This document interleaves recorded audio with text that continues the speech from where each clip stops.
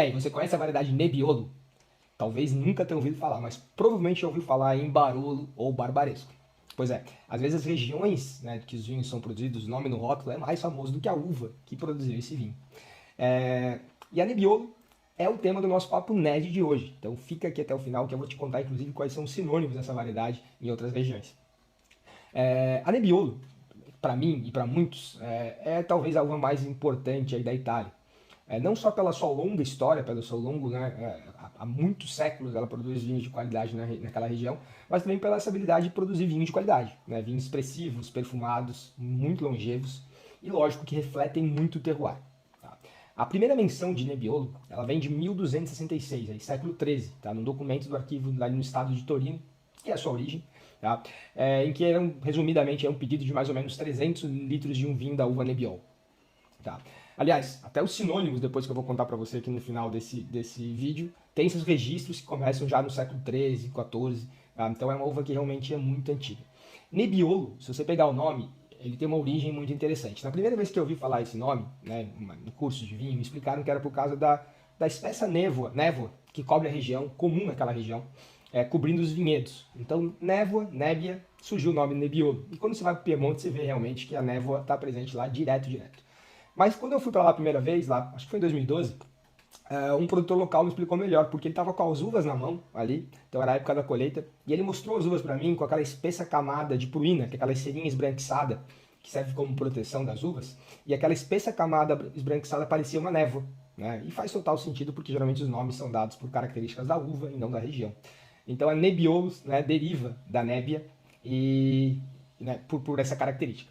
A Nebbiolo, como eu falei, é muito antiga e tentar decifrar seu parentesco é muito difícil, pois provavelmente suas origens já estão extintas, mas ela tem relação com uma grande quantidade de outras variedades do Piemonte. A gente tem Bubiasco, Freisa, Nebbiolo Rosé, Vespolina, entre outras variedades que estão ali naquela região. Aliás, essa origem muito antiga também criou várias relações de diversidade clonal com ela. Por exemplo, eles têm duas muito famosas lá, que é o Nebbiolo Bola e o Nebbiolo Lampia, que também é a mais difundida na região. A sua origem, eu estou falando dela, a sua origem é provavelmente essa região do Piemonte ou Valtellina, um pouco mais ao norte. A Nebbiolo, como eu falei também, é uma variedade muito sensível ao terroir. Poucos locais do mundo conseguem produzir com excelência e tipicidade essa variedade. Ela é uma uva de brotação precoce, né, que requer uma longa maturação, então ela tem uma longa estação de maturação, e ela também é muito vigorosa, dá muito trabalho ao produtor para gerenciar a canópia, fazer o ralé de cacho, ela é muito, muito trabalhosa.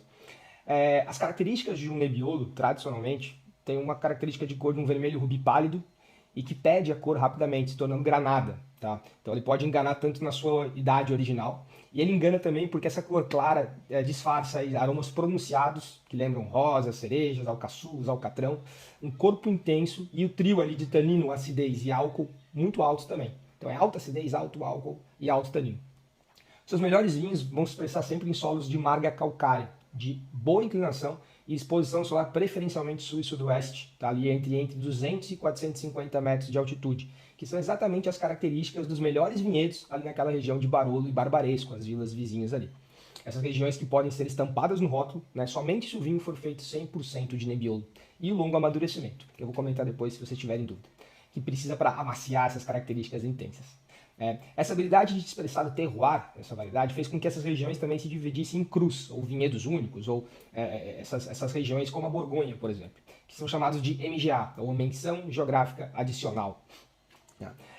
Já nas regiões mais ao norte, ali de clima mais continental, como Gattinara, Gemme, por exemplo, no Piemonte, e ainda mais ao norte, na divisa com a Suíça, na Lombardia, em Valtellina, por exemplo, a Nebbiolo ela pode ser parte de um blend, então a maior parte Nebbiolo, mas você pode colocar outras variedades locais ali para amaciar um pouquinho esse vinho. E aqui eu fico com os seus sinônimos. Aqui nessas regiões a Nebbiolo é chamada de Spana e Chiavenasca, respectivamente. Tá? Existem outros países que tentam produzir a Nebbiolo, mas ela é muito difícil, muito temperamental. Poucos países conseguem. Tomei algumas coisas legais aí de Adelaide Hills na Austrália, Santa Bárbara na Califórnia. Outros países do mundo, Brasil, tem alguns produtores começando a fazer.